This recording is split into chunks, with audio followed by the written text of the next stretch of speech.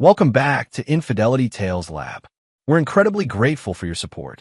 Before we begin today's tale, tell us, which city or country are you joining us from? We love connecting with our global audience. Now, let's dive into today's story.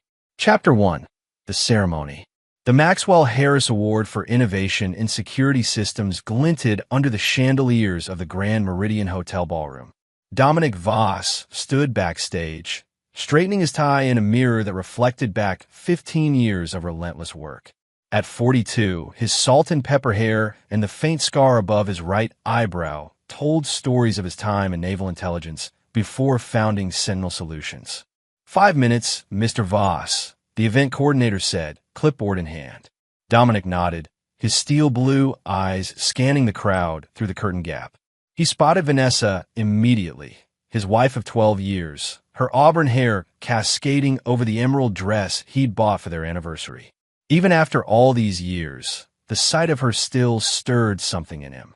12 years, 1 daughter, 3 homes, and countless sacrifices. Phoenix Sentinel, the software he'd developed that revolutionized threat detection in high-security facilities, had finally earned him industry-wide recognition. Tonight was supposed to be their victory. "You built this from nothing," Theodore Bull Kazan said, clapping a massive hand on Dominic's shoulder. Bull had been with him since Annapolis, followed him through 3 deployments, and became his head of operations when they transitioned to civilian life. "We built it," Dominic corrected him. "Your name's on that award, not mine," Bull chuckled. "Speaking of which, where's Isabel?" Dominic frowned. Their 16-year-old daughter had promised to be here. She texted an hour ago. Debate team ran late. The coordinator returned. "Mr. Voss, we're ready for you." As Dominic moved toward the stage, he noticed his wife slipping away from their table. She approached the bar where Lawrence Kessler stood. His new boss since Axion Defense Systems had acquired Sentinel Solutions last month. The acquisition had been Vanessa's idea. "We've taken it as far as we can," she'd insisted. "It's time to cash out." Dominic had resisted initially, but the 9-figure offer had been too substantial to dismiss. Still, something about relinquishing control to Axion unsettled him. The presenter began his introduction, but Dominic's attention remained fixed on Vanessa and Lawrence. They hadn't met before. Why wasn't she at their table waiting for his moment? He watched as Vanessa extended her hand to Lawrence, her body language shifting subtly. The tilt of her head, the light touch on Lawrence's arm as she laughed, signals Dominic recognized from when she'd first pursued him. Revolutionized security infrastructure worldwide. Please welcome Dominic Voss.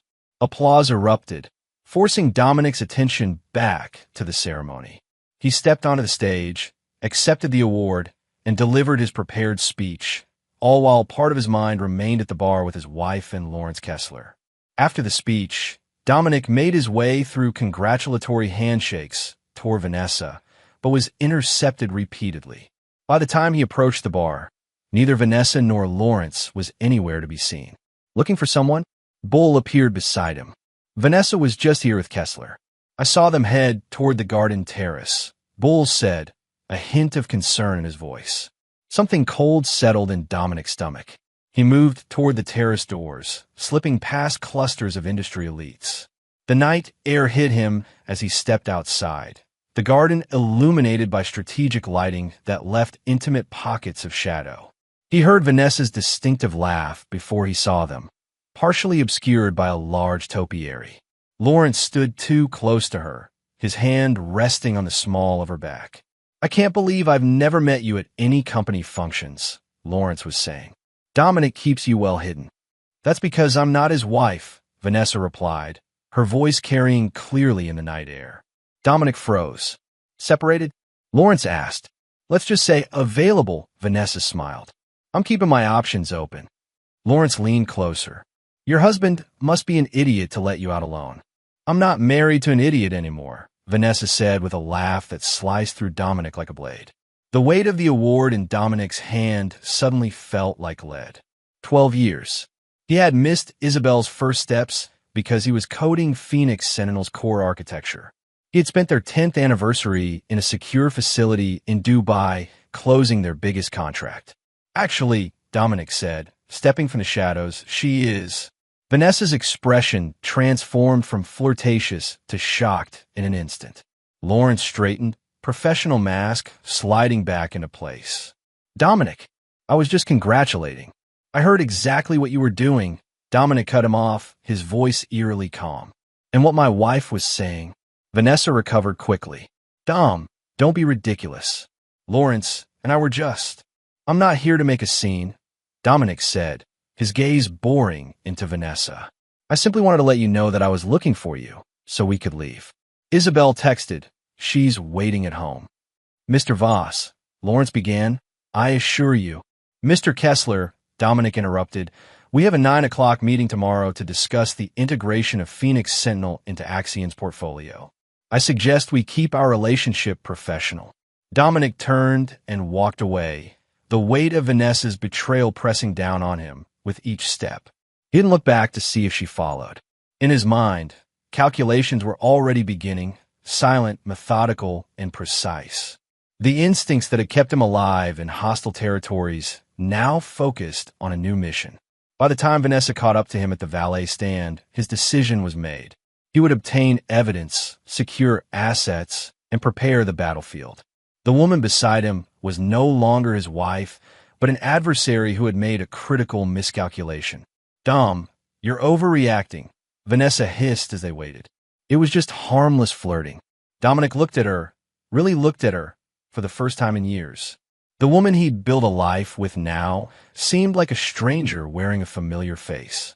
What would you call telling another man you're not married? He asked quietly. A joke, obviously, she said, rolling her eyes. God, when did you become so insecure? Their car arrived, and they rode home in silence. When they pulled into their driveway, the house was dark. No Isabel. Vanessa checked her phone. She's staying at Mia's to work on their debate presentation. Another lie, Dominic thought. Isabel had texted him directly that she was coming home. The pieces were falling into place, and the picture they formed made his blood run cold.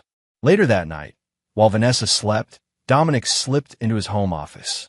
He opened a hidden safe behind a framed Navy commendation and removed a thumb drive containing contingency plans he had created years ago, a habit from his military days that he'd never abandoned.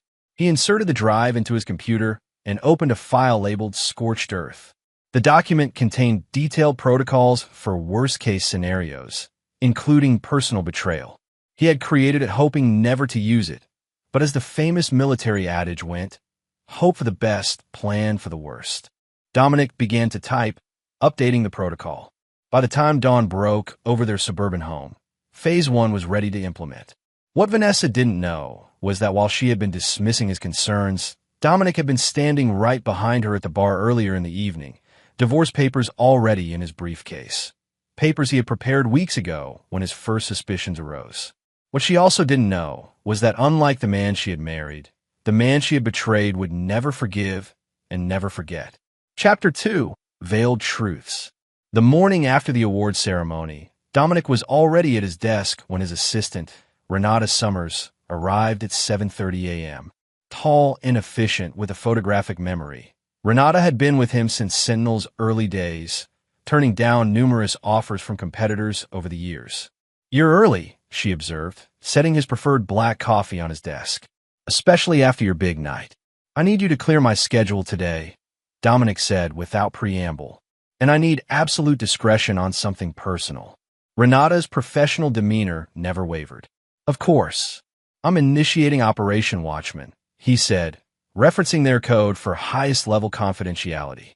I need surveillance on Vanessa and comprehensive background on Lawrence Kessler, personal and professional. To her credit, Renata asked no questions about why he needed his wife under surveillance. I'll contact Finch, she said, referring to the former MI6 operative who occasionally handled sensitive matters for Sentinel. No, use Maddox for Vanessa, Dominic countered. She knows him socially. She'll never suspect him. And I want Bull to handle Kessler. Renata nodded. What about the Axion integration meeting at 9? I'll attend. Act normal. But afterward, I want you to quietly pull together all documents related to my personal assets and Phoenix Sentinel's proprietary codebase. Are you having second thoughts about the acquisition? She asked. Just covering bases, Dominic replied, though his mind was already calculating how to leverage the acquisition to his advantage in what was coming. After Renata left, Dominic pulled up the security system for their home. He had installed it himself, a modified version of Phoenix Sentinel adapted for residential use. Most of the household staff believed it was simply an advanced alarm system. Only Dominic knew it recorded everything. He accessed logs from the past 3 months, specifically when he had been traveling for business. The data painted a clear picture. Vanessa had not been alone during his absences. The same vehicle, a black Range Rover registered to Lawrence Kessler, had visited their home 6 times when Dominic was away. Even more disturbing was what he discovered about Isabel's supposed debate team activities. His daughter had indeed been on the debate team, until 2 months ago when she quit, but continued to use it as an excuse to be away from home. Her location data, which she didn't know he could access, showed she had been spending time at an address in downtown registered to one Callum Reed, a 20-year-old college sophomore. Dominic felt a stab of regret. Had he been so focused on building Sentinel that he'd missed his daughter growing up and his marriage falling apart? No, he refused to accept sole blame. He had provided everything, been faithful, supported their dreams. The betrayal was theirs, not his. The 9 o'clock meeting with Axion executives was a masterclass in compartmentalization. Dominic presented integration plans for Phoenix Sentinel with perfect composure, even as Lawrence Kessler avoided direct eye contact. I must say, Dominic, Lawrence said as the meeting concluded, your attention to detail is impressive. Almost like you anticipated every possible contingency. That's exactly what Phoenix Sentinel does, Lawrence, Dominic replied with a thin smile. It anticipates threats before they materialize.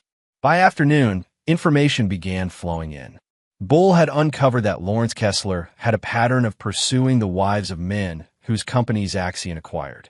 In 3 previous cases, marriages had ended in divorce shortly after acquisitions. Maddox's initial surveillance revealed something even more damning. Vanessa had met Lawrence for lunch, then accompanied him to the Westin Hotel downtown. They emerged 2 hours later. The final blow came from Renata's findings on their finances. Vanessa had been systematically transferring small amounts from their joint accounts to a private account for over a year, accumulating nearly $300,000. There's more, Renata said, closing his office door. I found emails between Vanessa and Kessler dating back 6 months before the acquisition talks began. She approached him first, suggesting Sentinel might be available. The pieces clicked into place. Vanessa hadn't just been unfaithful. She had orchestrated the entire acquisition to maximize her financial gain before leaving him. That evening, Dominic returned home earlier than usual. Vanessa was surprised to find him in the kitchen, preparing dinner. What's the occasion? She asked cautiously. Can't a man cook for his wife? Dominic replied, his voice neutral as he poured her a glass of her favorite wine. Vanessa studied him. About last night? I'm sorry if I embarrassed you. Already forgotten, Dominic lied smoothly. I overreacted. The pressure of the acquisition has been getting to me. Relief washed over Vanessa's face. I'm glad you understand. I would never do anything to hurt you, Dom. Dominic smiled as he served the salmon he knew she loved. I know. By the way, I've been thinking about that vacation you want to take. Why don't we go to Bora Bora next month? Just the 2 of us. Really? Vanessa's eyes lit up. What about the Axion transition? Some things are more important, Dominic said, raising his glass. To us. As they clinked glasses, Dominic watched her sip the wine, unaware that he was already moving his most valuable assets beyond her reach. By morning, his personal offshore accounts would be reconfigured. The trust fund he had established for Isabel would be protected with new conditions, and the true value of Phoenix Sentinel's intellectual property would be secured in ways the acquisition agreement hadn't detected. Later, when Isabel came home, Dominic invited her into his study, something he rarely did. How's debate team? He asked casually. Isabel shifted uncomfortably. Good. We're preparing for state finals. Interesting, Dominic said, sliding a folder across his desk. Because according to the coach, you quit 2 months ago. The color drained from Isabel's face. Who is Callum Reed? He asked quietly. Dad, The truth, Isabel. Now, for the next hour, his daughter tearfully explained how she had been seeing Callum secretly because she knew neither of her parents would approve of the age difference. What truly stunned Dominic was her revelation that Vanessa knew about Callum. "Mom said she'd keep it from you if I covered for her sometimes," Isabel admitted. When she said she was with her friends, but wasn't, Dominic maintained his composure, even as rage built inside him. Vanessa had used their daughter as an accomplice in her deception. "Are you going to forbid me from seeing him?" Isabel asked finally. Dominic considered his response carefully. "No, but I want to meet him properly. And no more lies from either of us. Deal." Isabel's relief was palpable. "Deal." As his daughter left the study, Dominic added another layer to his developing plan. Vanessa had not just betrayed him. She had corrupted their daughter's moral compass. The price for that would be even steeper. That night, while Vanessa slept beside him, Dominic finalized the details of Phase 2. The surveillance equipment Maddox had placed in Lawrence Kessler's office and home was already feeding data to a secure server. The banking algorithms he had designed were tracking financial movements, and the divorce papers in his safe had been updated with new information. The husband Vanessa thought she knew. The workaholic who could be manipulated, the man who would forgive to maintain appearances, was a fabrication. The real Dominic Voss, the strategist who had once orchestrated counterintelligence operations in hostile territory, was now fully awakened. And he never forgave betrayal. Chapter 3. The Architect. For the next 2 weeks, Dominic Voss lived a double life with surgical precision. To the outside world, including Vanessa, he was a devoted husband working through the Axion acquisition, planning their Bora Bora vacation, and even attending marriage counseling at Vanessa's suggestion.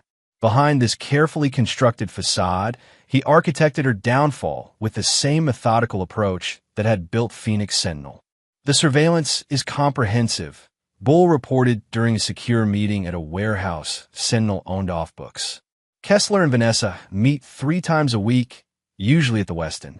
They're getting careless." Dominic nodded, reviewing the surveillance photos spread across a metal table. "And the financial tracking?" Renata pulled up displays on multiple screens. "Vanessa's secret account shows regular deposits from Kessler totaling $50,000 over the past 3 months. Additionally, she's been researching property in Miami." "What about Kessler's position at Axion?" "That's where it gets interesting," Bull interjected. "He's been systematically dismantling your security protocols within Phoenix Sentinel since the acquisition. He's replaced key staff with his own people and modified core algorithms." "Which confirms my suspicion," Dominic said, his voice cold. "This was never about acquiring our technology to use it. It was about acquiring it to neutralize it." "Neutralize it for what purpose?" Renata asked. Dominic pulled up a classified document that his military contacts had provided. Axion just secured a $1.2 billion defense contract to protect critical infrastructure. They're using a security system called Aegis Shield. "Never heard of it," Bull frowned. "Because it didn't exist until recently," Dominic explained. "It's Phoenix Sentinel with the serial numbers filed off. Kessler is gutting our company to repurpose our technology without attribution or royalties." "That's corporate theft," Renata said. "Which is precisely what I needed to confirm," Dominic replied. Now we move to Phase 2. The plan Dominic unveiled was breathtaking in its complexity and ruthlessness. First, he had been secretly documenting Kessler's systematic dismantling of Phoenix Sentinel's proprietary technology. Second, he had used his considerable technological skills to create a digital backdoor into Axion systems. "Won't they detect this?" Bull asked. "Not when it's built into the core architecture they're stealing," Dominic explained. "They're so focused on repurposing our technology that they haven't realized I embedded a ghost protocol in the original code, one triggered specifically by the changes they're making." "What does this ghost protocol do?" Renata asked. "It creates an undetectable record of every modification, every file transfer, every stolen piece of intellectual property," Dominic said. "More importantly, it carries a verification signature that proves the original authorship. When activated, It will provide irrefutable evidence of corporate theft on a scale that would not only invalidate the defense contract, but potentially lead to federal charges. Bull whistled. That's the professional side. What about the personal? Dominic's expression hardened. Vanessa believes we're leaving for Bora Bora next Friday. Tickets are booked, resort reserved. What she doesn't know is that only her ticket is confirmed. She'll arrive to find Kessler waiting instead of me. A surprise arranged by her lover to help her relax before asking for the divorce she's been planning. How can you be sure Kessler will be there? Renata asked. Dominic slid across an email printout, a communication between Vanessa and Lawrence planning exactly this scenario. They've been arranging it for weeks. The irony is that they think I'm completely oblivious. And while they're in Bora Bora, Bull pressed. That's when we execute the main phase, Dominic said. With both of them out of the country, we'll activate the Ghost Protocol, documenting every instance of intellectual property theft. Simultaneously, we'll present evidence to the Department of Defense that their new security contractor has built their system on stolen technology. That will destroy Axion, Renata observed. Yes, Dominic agreed without emotion. And when Vanessa and Kessler return, they'll find their carefully constructed future in ruins. What about Isabel? Bull asked quietly. Dominic's expression softened slightly. I've arranged for her to visit MIT and Stanford that week. Universities she's interested in. She'll be isolated from the fallout. And I've established a trust fund for her that neither Vanessa nor I can touch. Her future is secure regardless of what happens. As the meeting concluded, Renata lingered behind. Dominic, I worked with you for 8 years. I've never seen this side of you. That's because it hasn't been necessary until now, he replied simply.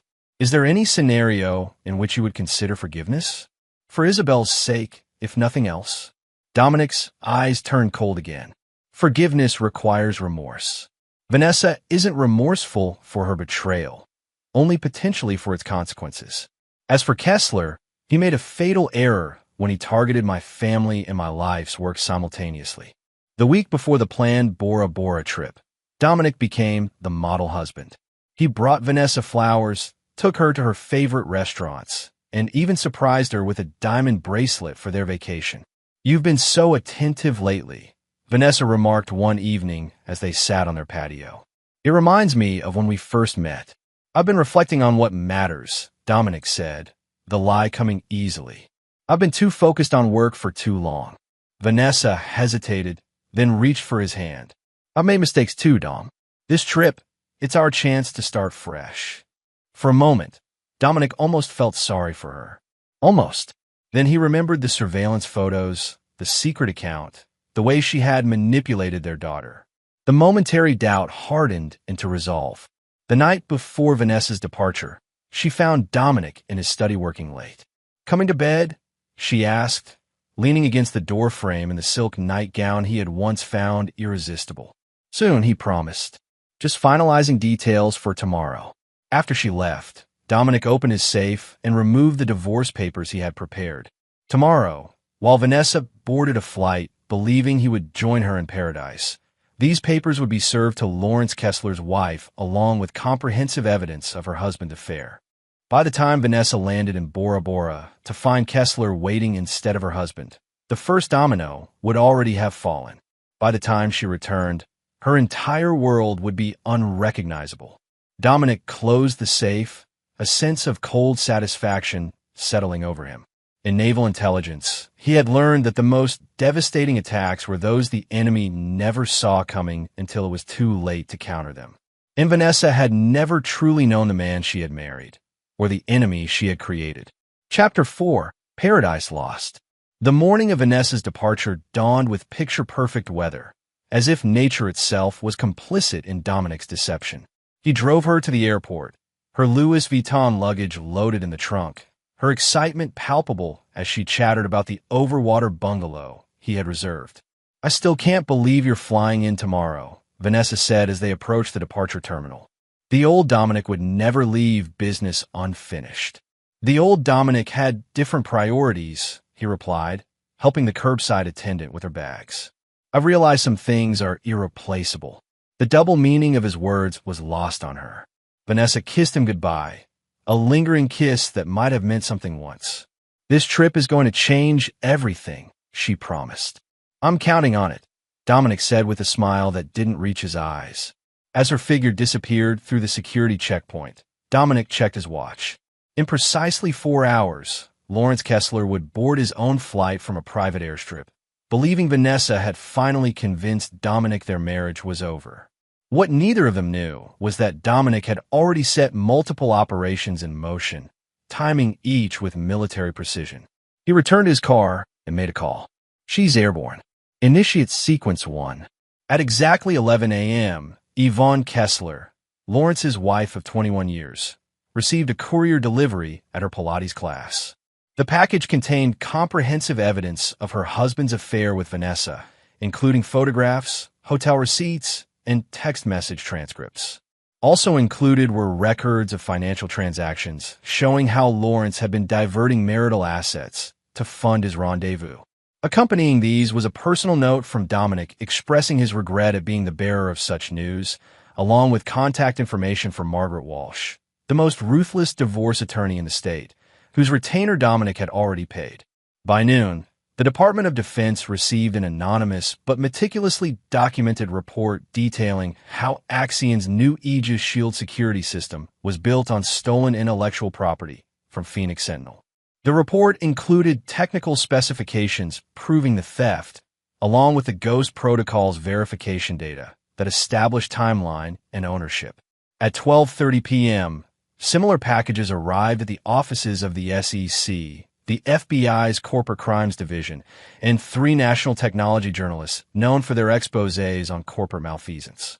By 1 p.m., as Vanessa's plane crossed the Pacific, Dominic sat in the office of Judge Carlton Wheaton, a former Navy colleague who now presided over the district court, requesting emergency injunctions against Axion for intellectual property theft and expedited divorce proceedings based on documented infidelity.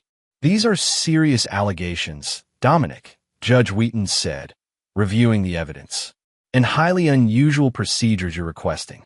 "The circumstances are unusual, Your Honor," Dominic replied. "The timing is critical.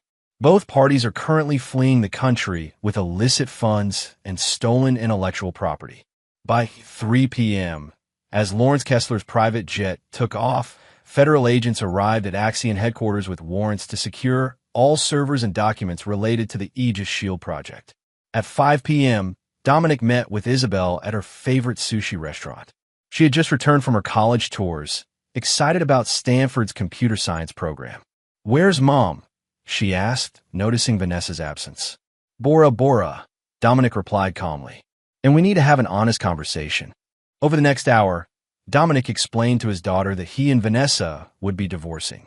He detailed Vanessa's affair with Lawrence Kessler, showing her select evidence that didn't expose her mother's worst behaviors but established the truth. Isabel's initial shock gave way to tears, then anger. "Is that why you've been asking about Callum? To get evidence for your divorce?" "No," Dominic said firmly. "That was about making sure you were safe. Which brings me to another matter. You used lies about debate team to cover for your mother's affair. Did she ask that of you directly?" Isabel looked down. "She said it would just upset you if you knew she was going out with her friends so often." "I didn't know about him." "I believe you," Dominic said, reaching for her hand. "But from now on, complete honesty between us. No exceptions." "What happens now?" Isabel asked, her voice small. "Now I protect what matters most. You and what I've built," Dominic replied. "Your mother has made her choice. We'll make ours." Later that evening, as Vanessa's plane landed in Tahiti for her final connection to Bora Bora, Dominic received a call from Bull. "The DoD has frozen the Aegis Shield contract pending investigation," Bull reported. "Axion stock has already dropped 17% in after-hours trading. The board has called an emergency meeting for tomorrow morning." "And Kessler's wife?" "Filed for divorce 2 hours ago with Margaret Walsh." Judge Wheaton granted the emergency petition to freeze all marital assets. "Kessler's accounts are locked down tight." Dominic smiled coldly. Perfect timing. In the South Pacific, Vanessa deplaned in Bora Bora, expecting to find a resort representative holding a sign for Mr. and Mrs. Voss. Instead, she found Lawrence Kessler waiting with champagne and a smug smile that suggested he had orchestrated the perfect romantic surprise. What neither of them yet realized was that the paradise they had envisioned, a new life funded by Dominic's wealth and built on Axian's stolen success, was already crumbling like a sandcastle at high tide. 12 hours later, as Vanessa and Lawrence sipped champagne in their overwater bungalow, blissfully unaware of the destruction unfolding thousands of miles away, Dominic executed the final element of Sequence 1. He personally delivered a package to Meredith Sinclair, Axian's ambitious CFO, who had always resented Lawrence's meteoric rise. The package contained irrefutable evidence that Lawrence had been systematically embezzling from Axian's R&D budget to fund his personal expenses and affair with Vanessa. "This is extraordinary," Meredith said, paging through the documents. "Why bring this to me instead of the authorities?" "The authorities already have their copies," Dominic replied. "But I thought Axian deserved the opportunity to address this internally before the media circus begins. I'm still invested in Phoenix Sentinel's success, even if certain leadership decisions have been disappointing." Understanding dawned in Meredith's eyes. "You want me to present this to the board before Lawrence returns?" "I'm simply providing information," Dominic said with calculated modesty. "What Axian does with it is entirely up to its leadership." As he left Meredith's office, Dominic received a text from Renata confirming that Phoenix Sentinel's core engineering team, those who had resisted the Axian integration, had all received job offers from Dominic's new venture, a company incorporated offshore 3 months earlier when his suspicions about Vanessa and Lawrence first solidified. Phase 2 was complete. The destruction of everything Vanessa and Lawrence had plotted was underway. Now it was time for Phase 3, ensuring they could never rebuild from the ashes. Chapter 5, Scorched Earth. 3 days into their Bora Bora getaway, Lawrence Kessler's satellite phone rang as he and Vanessa lounged beside their private infinity pool. The call was from Meredith Sinclair, and her tone immediately signaled catastrophe. "The board has terminated you, effective immediately," she informed him without preamble. "Federal agents have seized the Aegis Shield servers. The DoD contract is suspended pending investigation." Lawrence sat bolt upright. "What investigation? What the hell are you talking about?" "Corporate espionage, intellectual property theft, securities fraud. Take your pick," Meredith replied coldly. "Oh, and the board voted unanimously to cooperate fully with authorities. We're turning over everything, Lawrence." "This is absurd," Lawrence sputtered. "I'm coming back immediately." "I wouldn't," Meredith advised. "The FBI has a warrant for your arrest. Your office has been sealed as a crime scene." As Lawrence processed this, another call came through, this one from his personal attorney, whose news was equally devastating. "Yvonne has filed for divorce," the attorney informed him. "Judge Wheaton has granted an emergency freeze on all your assets, banking, investment accounts, properties, everything. And Lawrence, she knows about Ms. Voss." Vanessa watched Lawrence's face drain of color as he ended the call. "What's happening?" she asked. "Everything's falling apart," he said numbly. "Dominic knows. He must have known for months." Vanessa's blood ran cold. "That's impossible. He's joining us tomorrow. He's been planning this trip for weeks." Lawrence laughed bitterly. "There is no tomorrow, Vanessa. Your husband has destroyed everything while we sat here drinking champagne." 3,000 miles away, Dominic sat in a temporary office he had established in a corporate building owned by one of his military contacts. The space was deliberately Spartan, just a desk, computer setup, and a wall of screens monitoring developments at Axian, the federal investigation, and various financial markers. Bull entered with coffee and a tablet, displaying news headlines. "Axian stock has fallen 62% since the investigation became public. They're facing class action lawsuits from shareholders, and 3 major clients have already suspended their contracts." "And Kessler's personal situation?" Dominic asked. "His assets remain frozen. The forensic accountants Margaret Walsh brought in have documented systematic diversion of marital assets. He'll be lucky if Yvonne doesn't end up with everything." Dominic nodded, satisfied with this dimension of his plan. "What about our new venture?" "Chimera Security is fully operational," Bull confirmed. 70% of Phoenix Sentinel's original engineering team has signed on.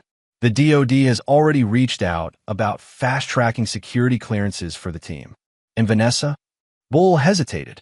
She's tried calling you 27 times in the past 6 hours. Text 2. Increasingly desperate.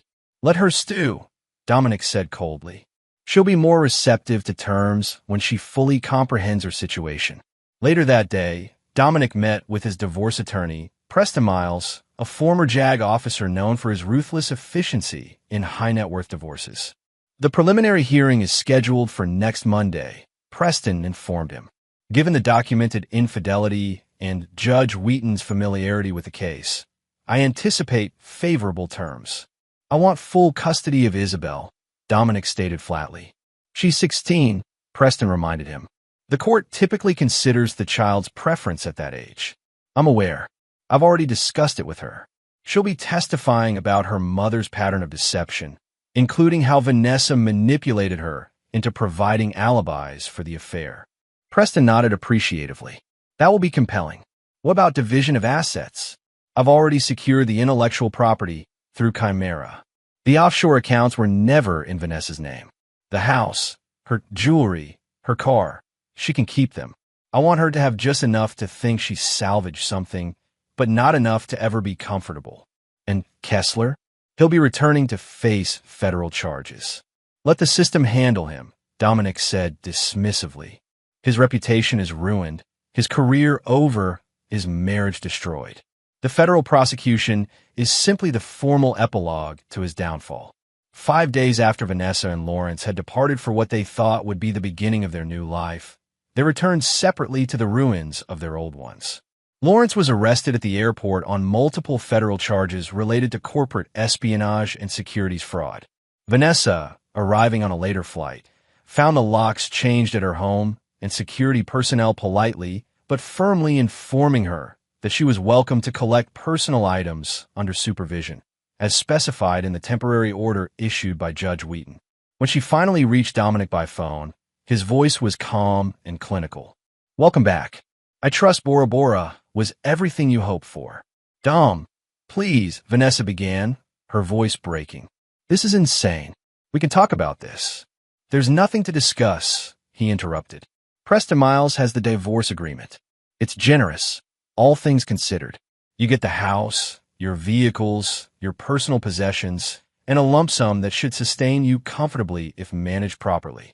And if I don't sign, then we proceed to trial, where your affair becomes public record, including how you used our daughter to cover your tracks. Isabel will testify, Vanessa. Consider that before you decide. The silence on the other end of the line told Dominic everything he needed to know about her calculation. Why are you doing this? She finally asked, her voice small. People make mistakes, Dom. Marriages hit rough patches. This wasn't a rough patch, Dominic corrected her. This was a calculated betrayal. You approached Kessler 6 months before the acquisition talks. You orchestrated the sale of my company to your lover. You diverted funds to a secret account. You used our daughter as your accomplice. These aren't mistakes, Vanessa. They're choices.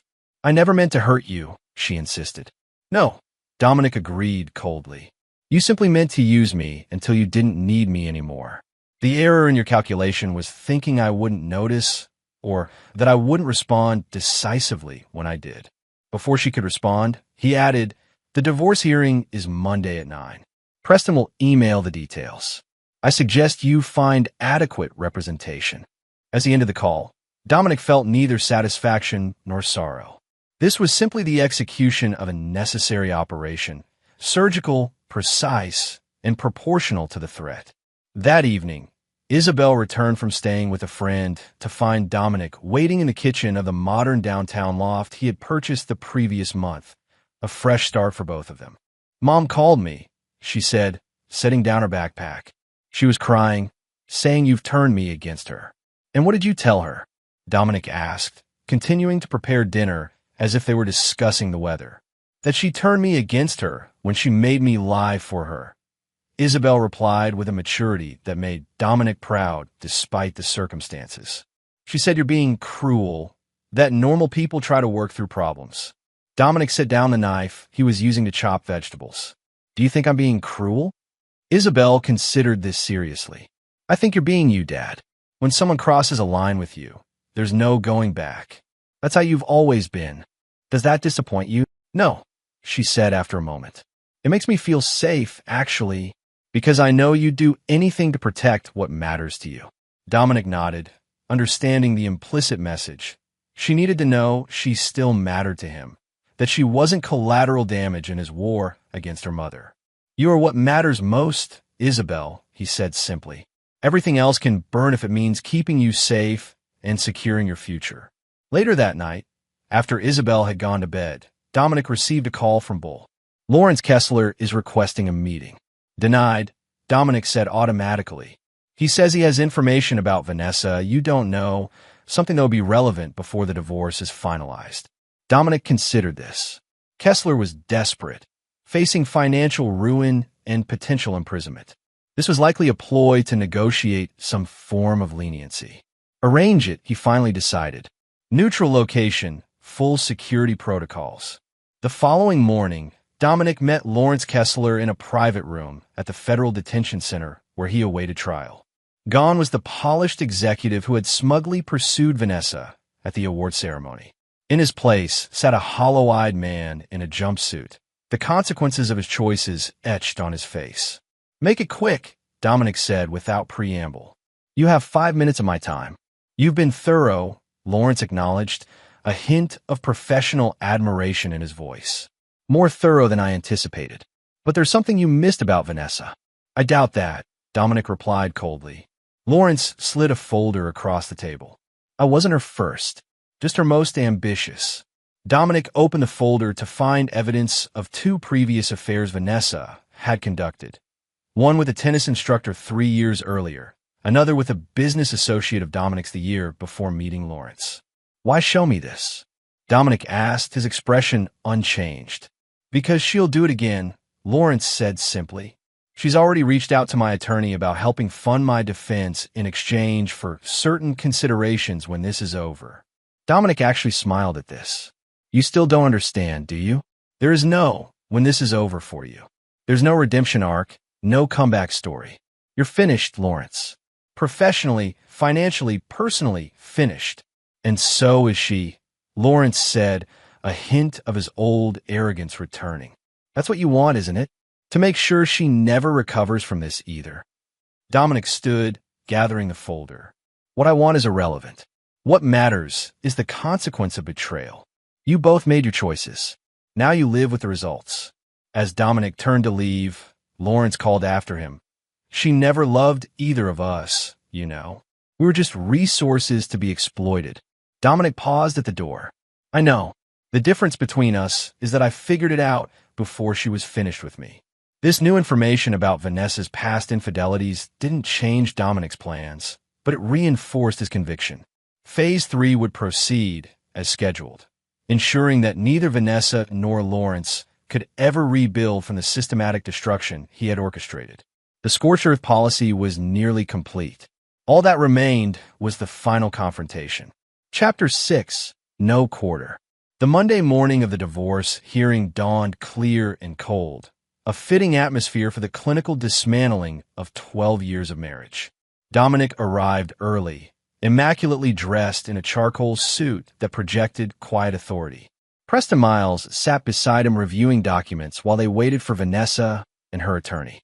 She's retained Carol Dawson, Preston informed him.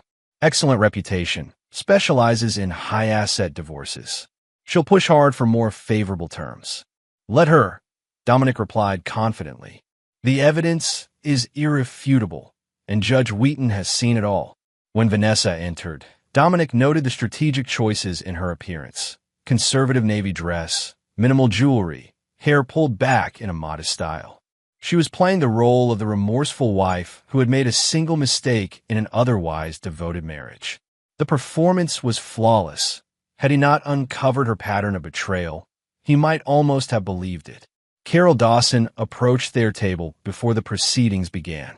Mr. Miles, Mr. Voss, I believe we can save everyone considerable time and emotional strain if we discuss amending certain terms.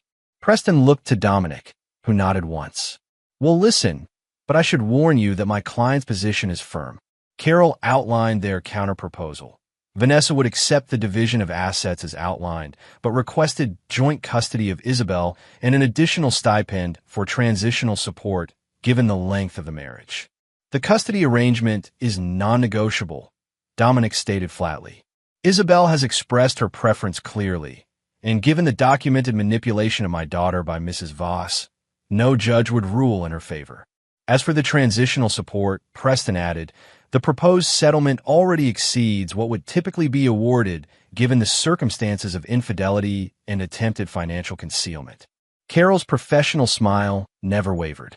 Then I'm afraid we have no choice but to proceed with a full hearing, where all aspects of the marriage will be examined, including Mr. Voss's frequent absences and emotional unavailability, which created the conditions for my client's admittedly poor judgment. It was a standard negotiating tactic, the threat of mutually assured destruction through public airing of private grievances. Dominic had anticipated this approach. Proceed as you see fit, Ms. Dawson, he replied calmly. I should mention that the settlement offer expires when Judge Wheaton enters the courtroom. After that, we will pursue the maximum penalty provisions under state law for matrimonial misconduct, including complete forfeiture of marital assets.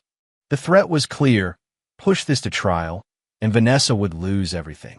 The current offer, while not generous, would at least leave her with a home and financial cushion. Carol conferred briefly with Vanessa, whose composed facade was beginning to crack. After a tense exchange, the attorney returned. My client will accept the original terms with one amendment. She would like visitation rights with Isabel to be arranged at their mutual convenience. Dominic considered this request. It cost him nothing to agree, and Isabel was old enough to manage her own relationship with her mother. Acceptable, provided such arrangements are made directly between Isabel and her mother without my required involvement. Minutes later, Judge Wheaton entered and was informed that the parties had reached an agreement. The proceedings were brief and formal. The legal dismantling of their marriage executed with the same efficiency that characterized everything in Dominic's life. As they exited the courtroom, Vanessa approached Dominic directly for the first time. Can we speak privately? She asked, her voice controlled but strained. Dominic nodded to Preston, who discreetly moved away to give them space in the corridor. I know you hate me right now, Vanessa began. I don't hate you, Dominic corrected her. Hate requires emotional investment. I simply recognized a threat and neutralized it. Vanessa flinched at his clinical tone. 12 years, Dom. We built a life together, had a child together. Does none of that matter? It mattered to me, he replied evenly. It apparently didn't matter enough to you. People make mistakes. As Lawrence showed me, this wasn't a mistake. It was a pattern, Dominic interrupted. 3 affairs that I know of, Vanessa. 3. And each time, you used our daughter to cover your tracks. The color drained from Vanessa's face. He told you about David, the tennis instructor? Yes. And Michael before him. The only real question is whether there were others I still don't know about. Vanessa's composure finally broke. What do you want from me, Dom? To beg? To grovel? Would that satisfy whatever this is? I don't want anything from you, Dominic said simply. That's the point you keep missing. Our transaction is complete. The papers are signed. We're finished. And Isabel? You're turning her against me. Isabel is 16, not 6. She can form her own judgments based on the facts. The fact is, you used her as an accomplice in your deception. That was your choice, not mine. As Vanessa struggled to formulate a response, Dominic checked his watch. I have a meeting with the Department of Defense in 40 minutes. The new company is taking off faster than expected. The calculated dismissal was devastating in its casualness. In a matter of weeks, Dominic had systematically dismantled everything Vanessa had plotted for over a year, while simultaneously rebuilding his professional future. He was already moving forward while she was still grappling with the wreckage. This isn't over, Vanessa said, desperation giving way to anger. You don't just get to decide, everything ends on your terms. For the first time, Dominic smiled, a cold empty expression that never reached his eyes. But that's exactly what's happened, Vanessa. You chose the battlefield when you decided to betray me. I simply chose the weapons and timing of the engagement. And now it's over, whether you accept that reality or not. As he walked away, leaving her standing alone in the courthouse corridor, Dominic felt the weight of the past year lifting. The operation was complete. The threat neutralized. The betrayal avenged. Later that afternoon, as he sat in a secured conference room at the Pentagon, walking DoD officials through Chimera Security's enhanced architecture for critical infrastructure protection, Dominic received a text from Bull. Lawrence Kessler has agreed to testify against Axion executives in exchange for reduced charges.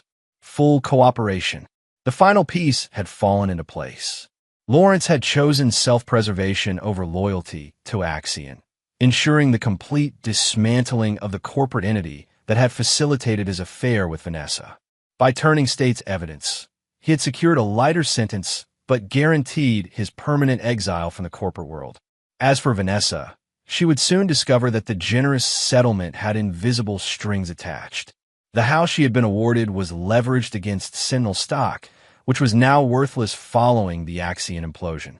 The vehicles were leased through a corporate entity that was being dissolved. The jewelry she had kept was insured through a policy that had lapsed during the proceedings. She would be left with just enough to maintain appearances briefly, but within 6 months, her financial situation would become increasingly desperate. By design, she would experience exactly the insecurity and vulnerability she had tried to inflict on him. Dominic had learned in naval intelligence that true victory wasn't achieved by destroying an enemy completely. It was achieved by leaving them intact enough to serve as a visible warning to others who might consider following the same path. Vanessa and Lawrence would be those warnings, living testaments to the cost of betraying Dominic Voss's trust. Chapter 7. Calculated Ruins. 6 months after the divorce, Dominic stood at the floor-to-ceiling windows of Chimera Security's new headquarters, overlooking the city from 40 floors up. The company had expanded rapidly, securing contracts that Axion had lost in the wake of the scandal, recruiting top talent from across the industry, and establishing itself as the premier security solution for critical infrastructure. Bull entered carrying 2 cups of coffee, handing one to Dominic. The DoD just awarded us the paramount contract, $3.2 billion over 7 years. Dominic nodded, allowing himself a moment of professional satisfaction. An integration team, ready to deploy next week. We've also finalized the acquisition of NetGuard's quantum encryption division. Signed the papers this morning. This was the culmination of Phase 3, rebuilding stronger than before, using the wreckage of Axion and Phoenix Sentinel as the foundation for something far more powerful and secure. Any word on Kessler? Dominic asked, turning from the view. Sentenced yesterday. 4 years in a minimum security facility, plus restitution of $6 million to Axion shareholders. Bull hesitated before adding, his testimony implicated most of Axion's executive team. The company's being broken up and sold off in pieces. In his personal situation, divorce finalized last month. Yvonne got everything. Houses, investments, even his vintage car collection. Margaret Walsh was ruthless. Dominic sipped his coffee, feeling nothing but clinical satisfaction at the precision of his plan's execution. Lawrence Kessler had been systematically dismantled, professionally, financially, and personally. The punishment had been proportional to the offense. What about Vanessa? Dominic asked, though he already knew most of the details from the discreet surveillance he maintained. The foreclosure on the house goes through next week, Bull reported. She tried to sell her jewelry collection, but discovered the appraisals were inflated. They're worth about 1/3 of what she thought. She's been applying for marketing positions, but hasn't found anything substantial. This, too, was by design. Dominic had made subtle but effective calls to contacts throughout the industry, ensuring that Vanessa's employment prospects remained limited to entry-level positions far below her previous lifestyle. She's been reaching out to Isabel more frequently, Bull added. Try to convince her to ask you for financial help. And how did Isabel respond? She told Vanessa that she needed to solve her own problems. Said she learned from you that actions have consequences. Dominic felt a genuine smile form, the first in months. Isabel had flourished in the aftermath of the divorce, throwing herself into school and early college courses. Her relationship with Dominic had deepened into one of mutual respect and honest communication. She had even brought Callum to dinner, and while Dominic had reservations about the age difference, he recognized that the young man genuinely cared for his daughter. "Sir," Renata interrupted from the doorway, "your 2 o'clock is here." "Patrick Sinclair from the NSA." "Thank you, Renata. Show him in." As Bull departed, he paused. "One more thing. Lawrence Kessler left a message through his attorney. He wants to meet before reporting to prison next month." "Denied," Dominic said without hesitation. "There's nothing more to discuss." The meeting with the NSA representative went smoothly, opening doors to classified contracts that would cement Chimera's position in the security landscape for years to come. As Dominic walked Patrick out, they passed the operations center where dozens of engineers worked on Chimera's evolved architecture. Phoenix Sentinel Reborn with enhanced capabilities and stronger protections. "Impressive operation," Patrick commented. "Hard to believe you built this from scratch in less than a year." "Not from scratch," Dominic corrected him. "From the lessons of what came before." That evening, as Dominic prepared dinner at his loft, Isabel returned from debate practice, for real this time, having rejoined the team and led them to state finals. "Dad, have you seen this?" she asked, showing him a news alert on her phone. The headline read, "Former Axion executive found dead in apparent suicide." Dominic took the phone, reading about how Arnold Reeves, Axion's former CTO, who had been indicted alongside Lawrence Kessler, had taken his own life rather than face trial. "Did you know him?" Isabel asked. "We met several times during the acquisition," Dominic replied, returning her phone. "He was the one who implemented most of the changes to Phoenix Sentinel's architecture. Do you feel bad about what happened to him?" The question was direct, typical of Isabel's unflinching approach to difficult subjects. Dominic considered his answer carefully. "I regret that he made choices that led to this outcome," he said finally. "But he was an adult who knowingly participated in corporate theft on a massive scale. The consequences were proportional to those actions." Isabel studied him. "Mom called today. She's moving to Cincinnati to live with her sister. Says she can't afford to stay here anymore." Dominic nodded, absorbing this information without visible reaction.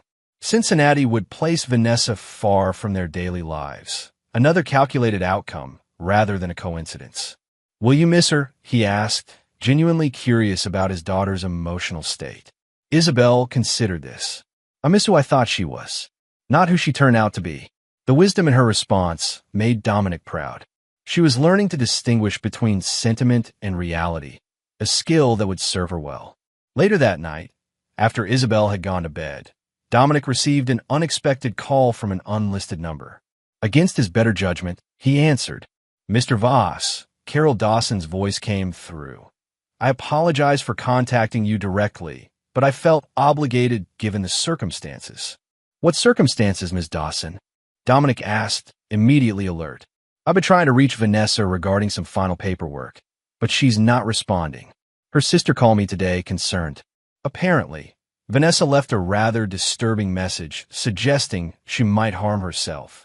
Dominic absorbed this information, calculating potential scenarios and appropriate responses. "I see.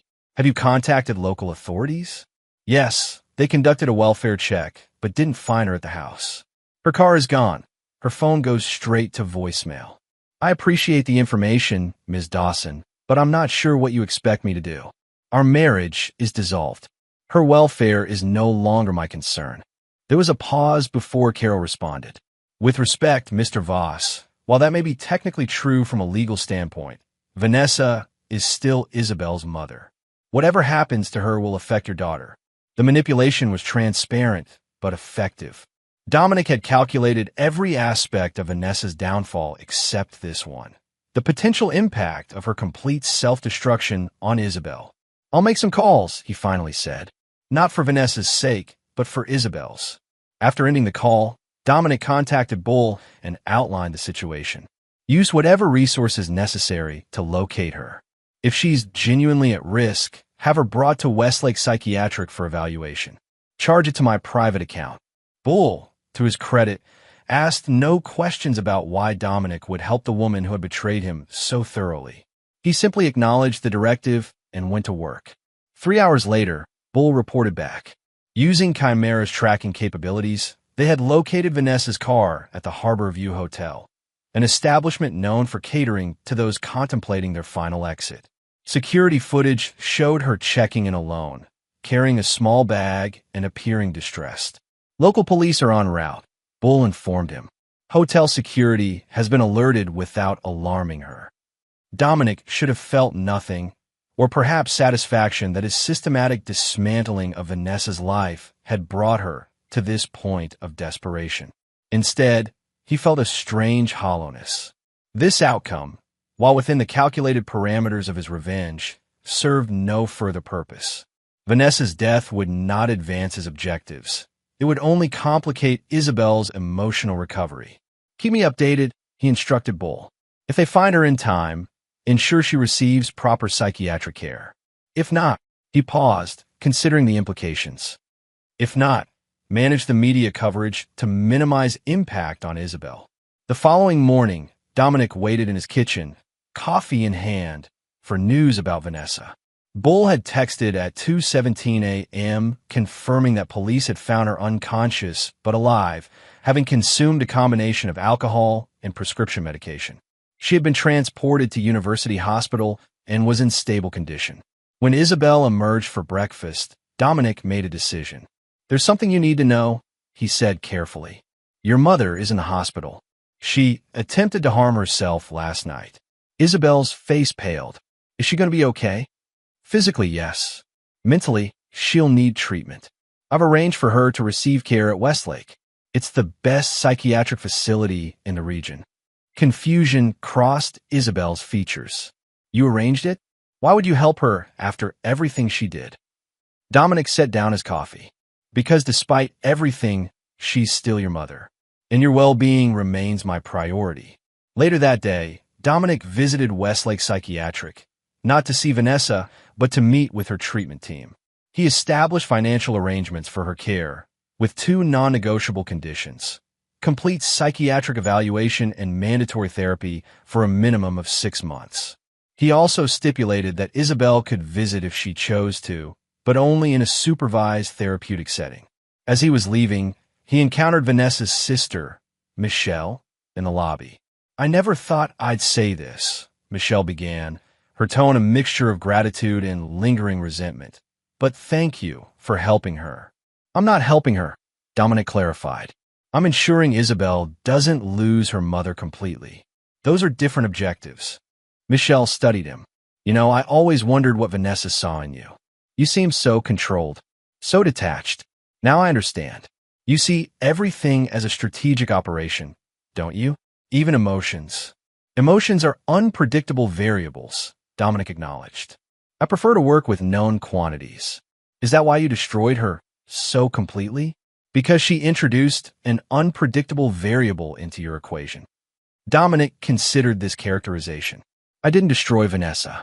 I simply removed my support, which revealed the hollowness of what she had built for herself. Everything that followed was the natural consequence of her own choices. As Michelle absorbed this cold assessment, Dominic added, Vanessa will receive the best care available. When she's stabilized, she'll have resources to establish a modest but sustainable life in Cincinnati. Not for her sake, but for Isabel's. That's my final calculation in this equation. With that, Dominic departed, leaving Michelle staring after him with the dawning realization that the man her sister had betrayed operated on a level of strategic thinking few could comprehend, and fewer still could counter once provoked. The ruins of what had once been his marriage, his company, and his trust had been calculated down to the smallest detail. And from those ruins, he had built something stronger, more secure, and entirely under his control, just as he had always intended. Chapter 8, Reckonings. 9 months after Vanessa's hospitalization, life had settled into a new normal. Chimera Security had expanded globally, with offices in London, Singapore, and Dubai. The Pentagon had classified Phoenix Sentinel's successor program as a critical national security asset. and Dominic had established himself as the preeminent authority on infrastructure security, testifying before congressional committees and advising foreign governments. Isabel had been accepted to Stanford with a full academic scholarship, her debate championship and perfect SAT scores opening doors that even Dominic's influence couldn't have secured. She had matured through the crucible of family trauma, emerging as a thoughtful young woman who balanced her father's analytical precision with an emotional intelligence all her own. On a crisp autumn morning, Dominic sat in his office reviewing quarterly projections when Renata appeared in his doorway. "There's a Philip Harrington here to see you," she said, her tone suggesting uncertainty. "He doesn't have an appointment, but he says it's urgent and personal." The name triggered immediate recognition. Philip Harrington was Lawrence Kessler's former attorney, the one who had represented him during the federal investigation. "Send him in," Dominic decided, curious about what would bring Kessler's attorney to his door unannounced. Philip entered, briefcase in hand, looking considerably more worn than when Dominic had last seen him across a negotiation table. "Mr. Voss, thank you for seeing me without an appointment," he began, taking the seat Dominic indicated. "I'm here on a rather unusual errand." "I assumed as much," Dominic replied. "Lawrence Kessler is still serving his sentence at Allenwood, correct?" "He is. 8 months into a 4-year term." Philip placed his briefcase on the desk and opened it. "However, Mr. Kessler's health has declined significantly. He's been diagnosed with an aggressive form of pancreatic cancer. The prognosis is not favorable." Dominic absorbed this information without visible reaction. "I'm sorry to hear that. However, I fail to see how this concerns me." "Mr. Kessler knows he has limited time," Philip continued, removing a sealed envelope from his briefcase. "He asked me to deliver this to you personally, along with a verbal message." "Which is?" He said, "Tell Vossi one." "Completely. But there's something he doesn't know, something that will matter to him." Philip placed the envelope on the desk. "I'm merely the messenger, Mr. Voss. Whatever is in that envelope, I have no knowledge of its contents." Dominic made no move to touch the envelope. "Is there anything else?" Philip hesitated. "Only that Mr. Kessler expressed something close to admiration for how thoroughly you dismantled everything he had built. He called it a masterclass in strategic warfare." After the attorney departed, Dominic stared at the sealed envelope for several minutes. Finally, he picked it up, weighed it in his hand, then used a letter opener to slice it open precisely. Inside was a single USB drive and a handwritten note that read, "You deserve to know the full truth. This isn't atonement. It's acknowledgement of a superior strategist." "Okay." Dominic inserted the drive into a secure, isolated laptop he kept for reviewing potentially compromised data. The drive contained a single video file dated 3 weeks before the awards ceremony, where he had overheard Vanessa's betrayal. The video showed Lawrence and Vanessa in what appeared to be a hotel suite. They were not alone.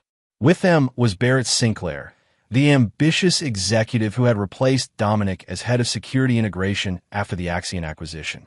"Are you sure Voss has no idea?" Barrett was asking, pouring champagne. "None," Vanessa confirmed, accepting a glass. "Dom is brilliant with systems, but oblivious to people. He trusts me completely." "And the daughter?" Lawrence inquired. "Isabel thinks I'm having an affair," Vanessa laughed.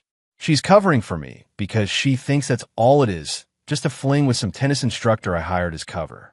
She has no idea about the real plan." "Let's review the timeline then," Barrett said, all business. Lawrence acquires Sentinel through Axion. Vanessa files for divorce after the money transfers clear. I step in as head of security integration and implement the modifications to Phoenix Sentinel's architecture. Then we sell the compromised system to the Koreans. "The Chinese," Lawrence corrected. "They're offering substantially more. 200 million, split 3 ways. "And Dominic?" Barrett asked. "What about him?" Vanessa replied with chilling indifference. "Once the divorce is final and the technology is sold, he becomes irrelevant.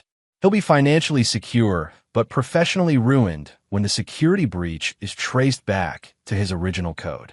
"And if he fights the divorce?" Lawrence asked. Vanessa smiled coldly. Then we implement contingency plan B.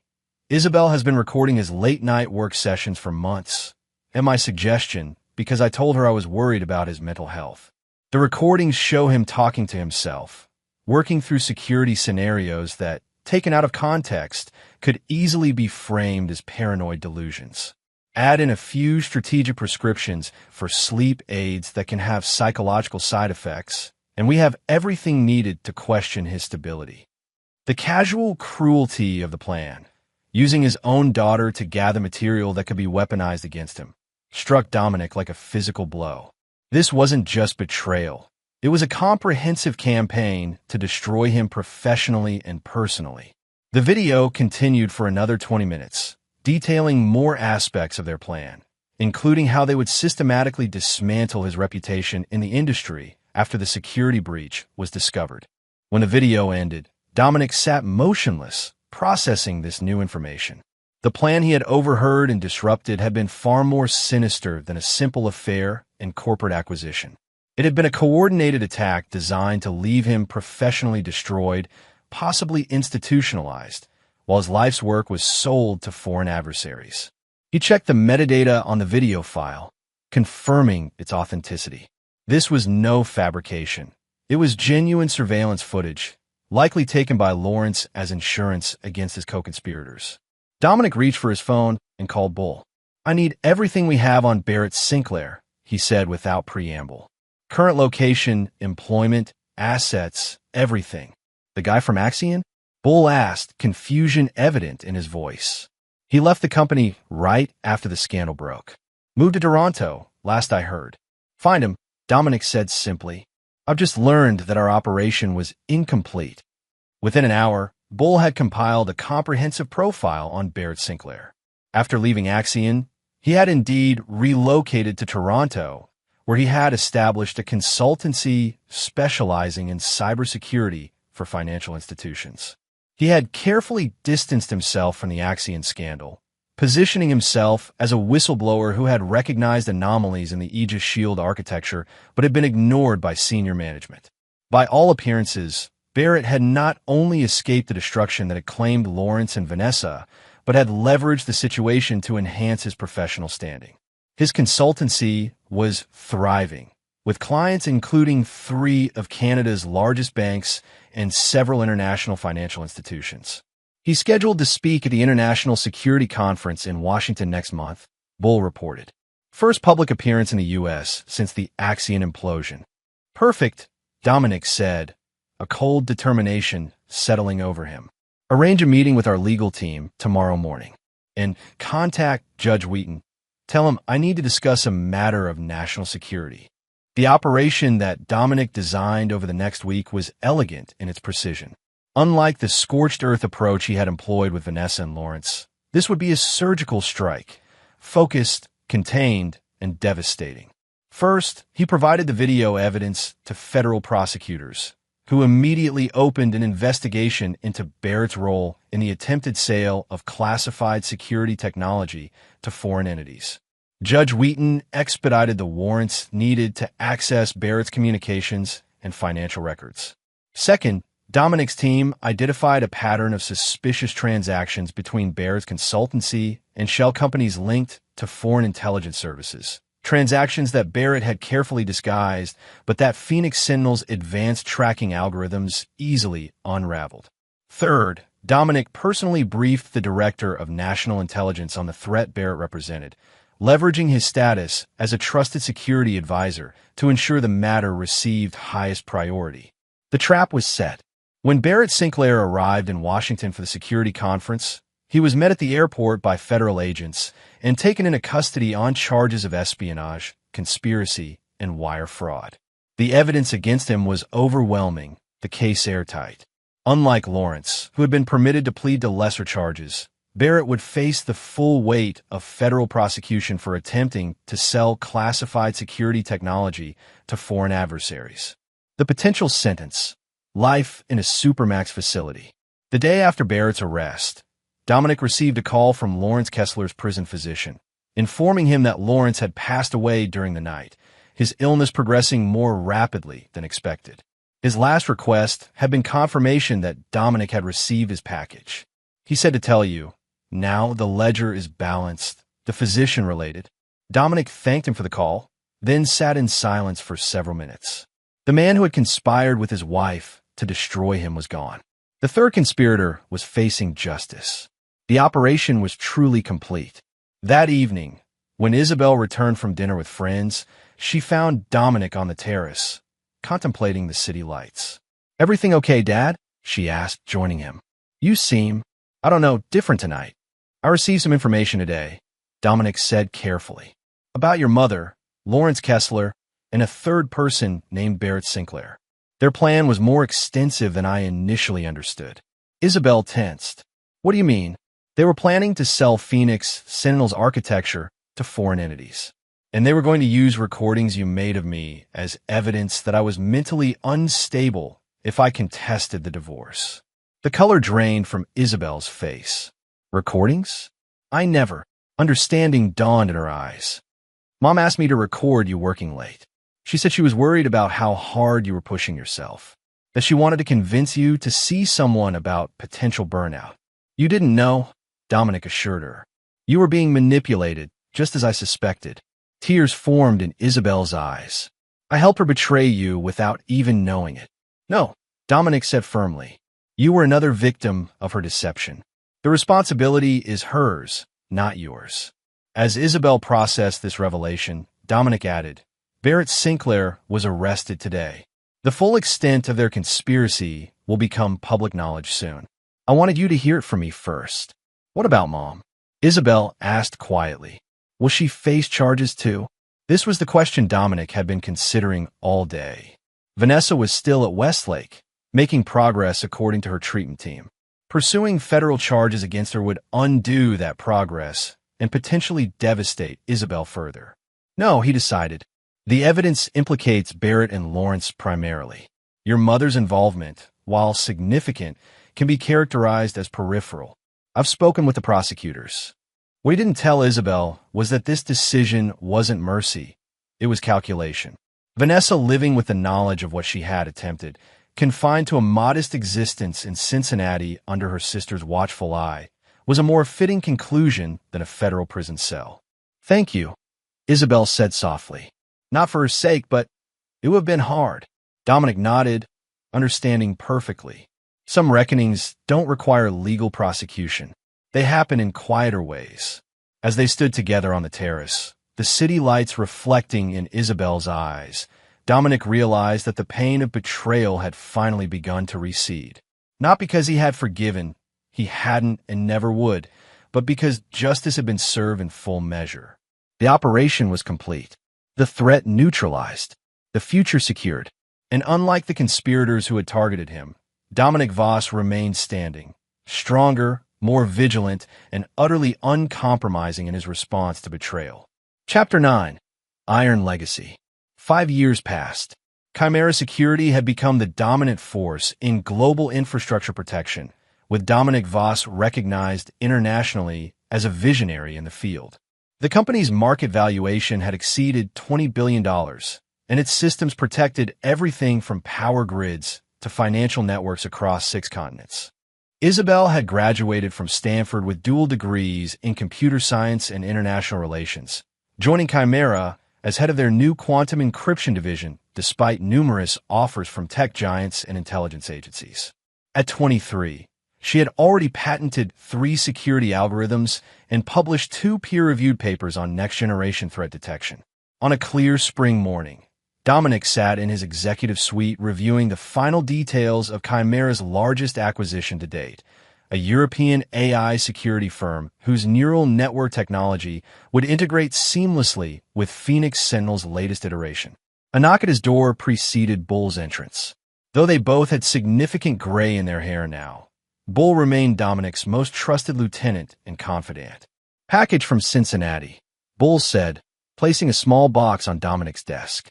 Passed all security protocols. Dominic recognized the handwriting on the label immediately, Vanessa's.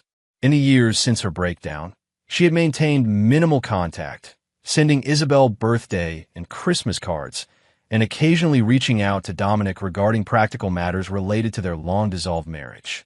After her discharge from Westlake, Vanessa had settled into a quiet life in Cincinnati, working as an assistant manager at an art gallery owned by a friend of her sister's. According to the discreet monitoring Dominic still maintained, she lived modestly in a small apartment, dated occasionally but never seriously, and had developed a reputation as a knowledgeable, if somewhat melancholy presence in the local arts community. Dominic opened the package carefully. Inside was a small wooden box containing his grandfather's pocket watch, a family heirloom he had given Vanessa on their 5th anniversary, which she had taken during the divorce. Accompanying it was a handwritten note. Dominic, I found this while reorganizing my apartment. It belongs in your family, perhaps someday, with Isabel. I have no right to keep it. I won't ask for forgiveness. We both know that door closed long ago. But as I continue my therapy, I'm learning to acknowledge reality rather than hide from it. The reality is that I betrayed not just you, but also our daughter and myself. You were right in everything you said that day at the courthouse. It wasn't a mistake or a momentary lapse. It was a pattern of choices that revealed fundamental flaws in my character. The consequences you ensured I faced were harsh but fair. I've heard about Isabel's success from Michelle, who follows the tech news. You raised an extraordinary daughter, largely without my help.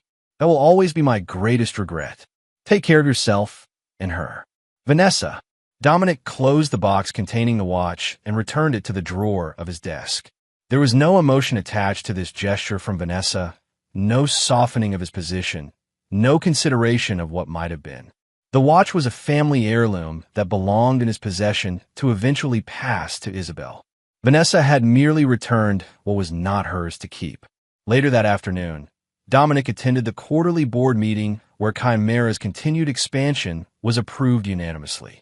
As he exited the boardroom, he found Isabel waiting in the executive lounge. How did it go?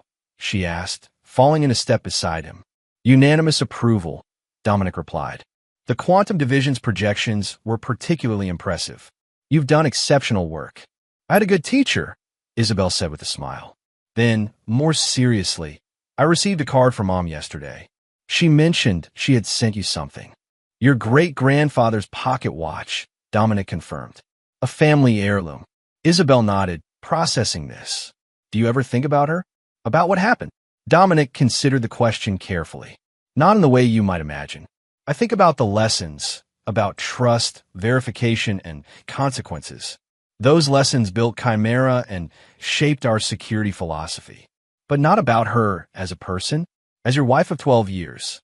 That person never truly existed. Isabel, Dominic said gently.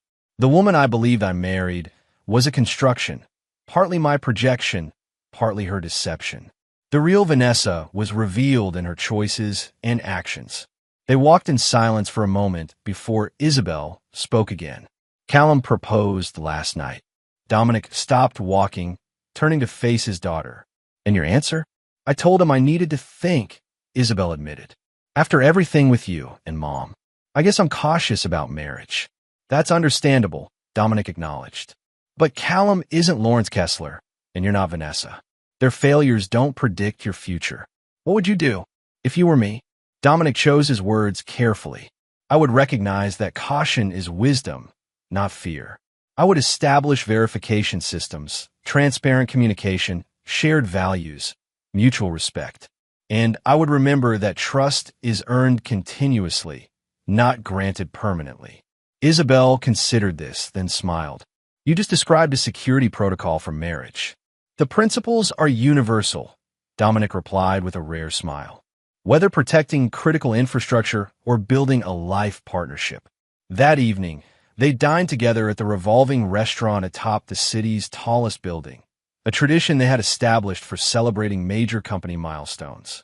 As they discussed the European acquisition and Isabel's quantum encryption breakthroughs, Dominic felt a profound satisfaction that transcended professional accomplishment.